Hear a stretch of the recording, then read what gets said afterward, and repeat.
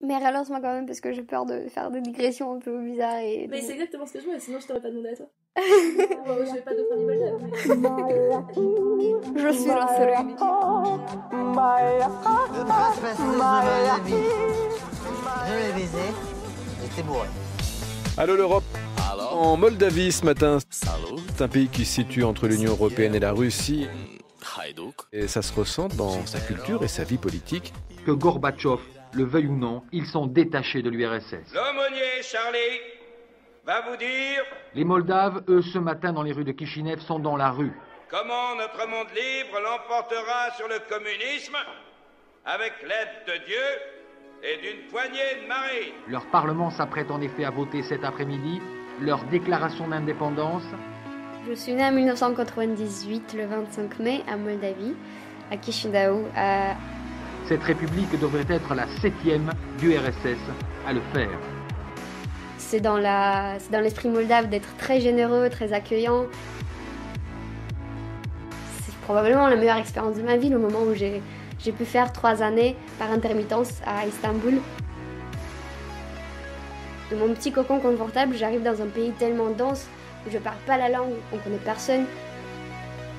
Tout est si intense, je sais pas, j'arrive à 100 000, tout est tellement différent, je comprends rien, je m'étouffe contre toutes ces choses à faire.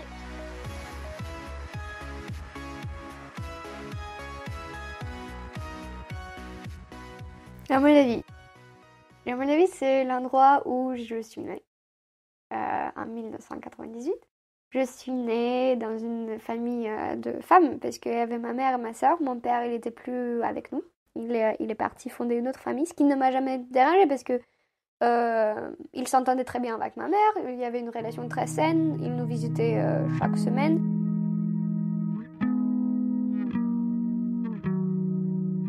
Il y avait ce truc hyper stylé avec mon père, c'était que chaque 2-3 semaines, il nous amenait faire des courses, moi et ma sœur. Et du coup, on achetait toute la malbouffe pas possible, parce que ma mère, elle nous laissait pas faire ça. Et avec mon père, on achetait des paquets de chips et de coca soviétique, et de la coca soviétique, post-soviétique du coup. Et plein d'autres choses qu'on n'était pas autorisés d'habitude à la maison. Et puis on rentrait et on bouffait ça tous ensemble, et c'était trop drôle. Et du coup, je suis née dans cette famille de femmes avec une présence paternelle peu fréquente, mais assez plaisante.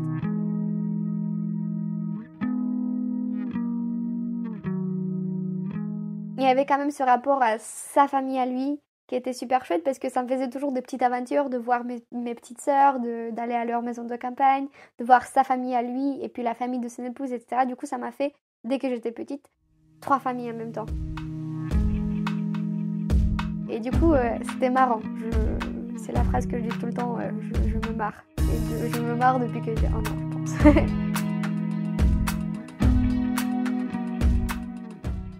Et cette ambiance que femme tout le temps à la maison, ça a été très... je ne sais pas, je n'ai jamais pris le temps d'y réfléchir, mais je suis contente d'avoir grandi comme ça, parce que ça a créé un rapport assez dingue entre ma mère, ma soeur et moi. Même si, évidemment, pendant ma période d'adolescence, je ne m'entendais pas avec ma sœur et puis pas avec ma mère, parce que j'étais très pseudo-rebelle. Je ne l'étais pas vraiment, parce que tout me faisait peur, mais j'avais quand même cette envie d'essayer de montrer que j'étais quelque chose, etc. Mais du coup, entre nous 3, c'est un lien tellement fort que pour moi, voir que ça se passe pas comme ça dans toutes les familles, c'est limite bizarre. Je me dis, dingue, mais moi j'ai ça, et les autres n'ont pas ça, c'est un peu snob de ma part. Je sais pas. Grandir en Moldavie, ça n'a été que amour, tout le temps. Parce que j'avais justement ces 3 familles un peu différentes, des sources d'amour très diverses aussi, des personnes qui en donnaient de manière différente, donc ça a été toujours une sorte de noyade d'amour constante. Et ça, c'est le côté familial. Et après, le côté social, école, collège, etc., ça a été un peu comme pour tout le monde, c'était de la merde. Mais même à ce moment-là, j'ai réussi à créer une sorte de cocoon, comment on dit ça c'est facile ça, de cocon, avec 5 autres amis, et on s'appelait la famille. Et mon collège, je l'ai passé au sein de cette famille, donc 4e famille que j'avais, et on passait tout le temps ensemble, on faisait tous les anniversaires ensemble, et dans la classe, on était hors de tout ce qui était rumeurs bizarres, des choses de collégiens, des vannes à la con, etc. On était qu'amour tout le temps. J'ai l'impression que je romanticise un tout petit peu ça parce qu'il y a quand même évidemment des moments assez pas sympas. Mais la quantité d'amour que j'ai pu avoir jusqu'à mes 16 ans, ça a pris tellement de place dans ma vie que maintenant j'y pense parfois et je me dis, oh mais quand même.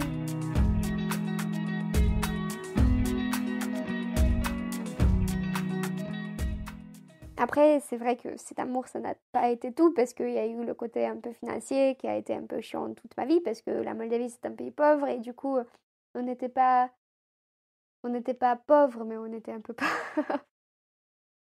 Ce qui est bien, c'est que je ne l'ai jamais su. Ma mère a toujours su comment rendre de toute chose quelque chose de très substantiel. Et on avait je me rappelle toujours de cette histoire que je raconte souvent, on avait des oranges, à peu près 5 oranges par semaine, disons, et on les rationalisait, non? Rationnait, ouais, pour qu'il nous en reste pour plus longtemps. Et genre, si on mangeait un orange, on faisait attention à le partager à 3. Et du coup, c'était limite un jeu, tu vois, parce que du coup, on savait que, je sais pas, que les oranges qui étaient là, c'était un truc spécial. Et du coup, c'était presque un jeu pour nous de se dire que, du coup, les oranges sont là, on les rationne comme ça, du coup, ça fait ça, et ça, et ça, et ça. Et du coup, je sais pas, c'était drôle.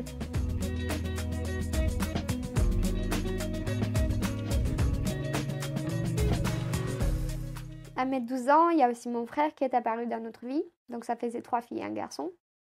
Il a pris beaucoup de place dans ma vie. Jamais de jalousie par contre, parce que je m'attendais beaucoup à ce que moi, à 12 ans, je regarde ce petit garçon qui entre dans ma vie, qui prend la place, qui prend l'attention. Et ça n'a jamais été comme ça. On avait tous les trois la même quantité d'attention de la part de ma mère et de l'autre côté de la grande famille qu'on composait.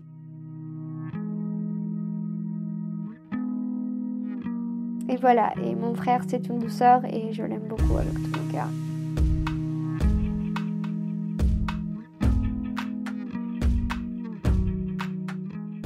Pour moi, la Moldavie, j'ai commencé à parler de ma famille tout de suite parce que j'ai été tellement hors de tout ce qui se passait à cause ou grâce plutôt, à la protection de mes parents, que j'ai su voir que amour et famille pendant toute ma vie là-bas.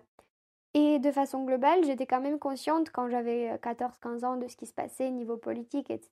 Je savais déjà que c'était absolument de la merde, que, comme je le dis tout le temps, c'est l'endroit, c'est le petit bout de terre par lequel passe tout le blanchissement d'argent de l'Europe et de la Russie, parce que c'est entre les deux. Et du coup, j'étais déjà consciente de tout ça, mais pour moi, ça a toujours été chez moi. Et du coup, même le côté grisâtre, le côté architecture brutaliste, soviétique, ville qui n'a pas évolué depuis 20 ans, pays tout neuf, qui ne sait pas du tout comment se remettre en place, vie politique de merde. Tout ça, pour moi, c'était un peu... c'était des détails.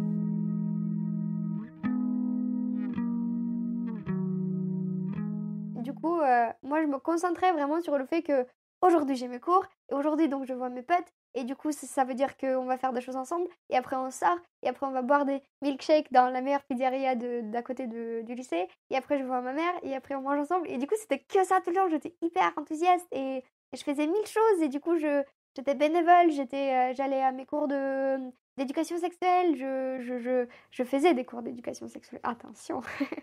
J'avais l'association de débat que j'ai fréquentée, puis le club de livres et 1000 choses en même temps. Du coup, tout ça m'a permis de faire un peu abstraction du fait que c'était la merde. Financièrement, politiquement, économiquement, etc.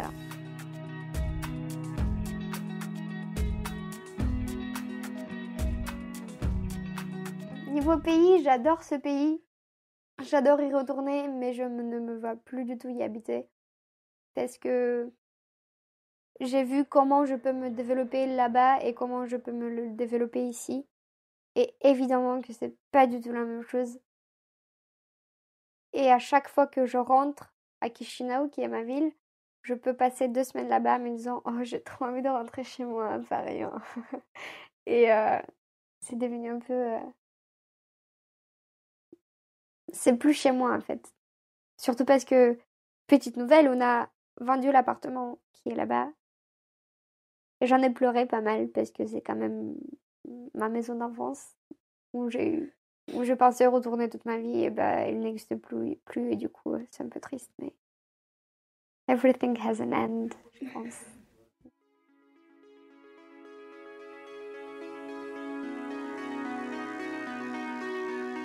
Kalatorie est un podcast en 12 épisodes, raconté par Victoria Gandraman, enregistré, monté et pensé par Justine Mascaria. Si vous avez aimé, n'oubliez pas de me le dire et de le dire au monde en partageant cet épisode ou les autres.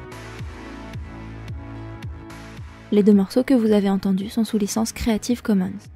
Pour en savoir plus, et pour ne pas écorcher le nom ni des auteurs ni des morceaux, vous pouvez retrouver toutes les références dans la description de l'épisode. Kalatorie est disponible sur SoundCloud, Spotify, iTunes et sur toutes vos applications de podcast. N'hésitez pas à commenter, à aimer et à mettre des étoiles si le cœur vous en dit. Retrouvez aussi les autres podcasts produits par Capsule sur Instagram et là où toutes les belles choses se passent.